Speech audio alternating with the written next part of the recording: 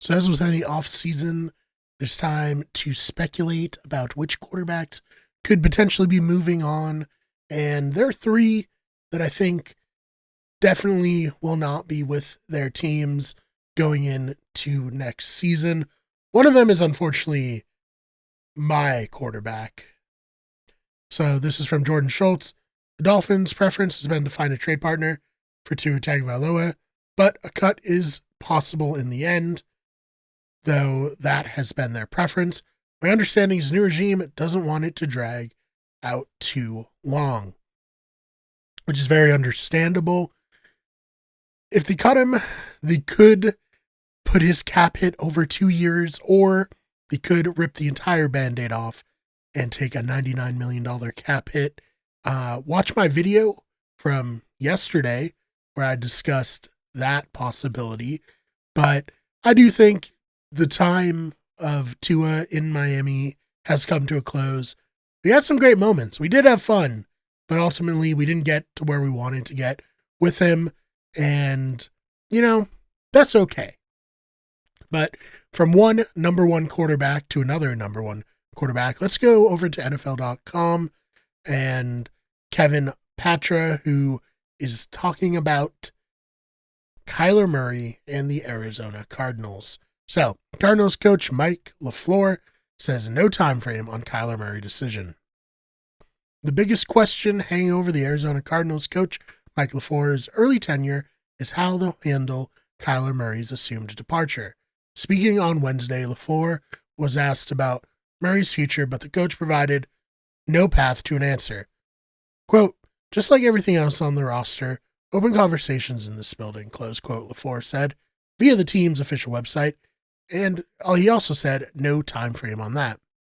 March 15th, the fifth day of the NFL's new league year, provides some semblance of a time frame for the Cardinals.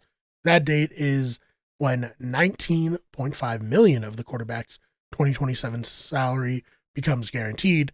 Assuming he's not in their long-term plans, the club will have to cut or trade the QB before that happens. Murray's contract is set to account for roughly $52.7 million against the salary cap in 2026. The team would get relief with a trade or could split the dead money over 2 years by making him a post-June 1 release.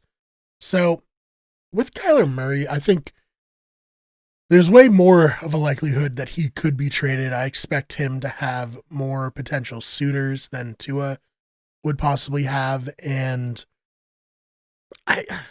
it's so hard with him because he has such highs and he's such a talent, but then he also has horrible games and an injury history, and it makes sense why the Cardinals are like, okay, we're ready to cut bait, new regime, new start, and I do think that they will end up releasing him. I don't see anyone trading for him.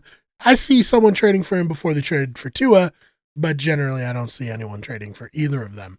And that brings us to aging veteran in Aaron Rodgers over on Yahoo Sports, written by Jarrett Bailey.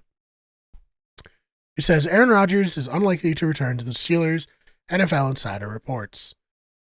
The Pittsburgh Steelers offense revolves around what Aaron Rodgers decides to do. Should he decide to return for a 22nd NFL season, the Steelers have their quarterback. If he decides to retire, or if he wants to play elsewhere, though, Pittsburgh will need to figure out who they will bring in at that position.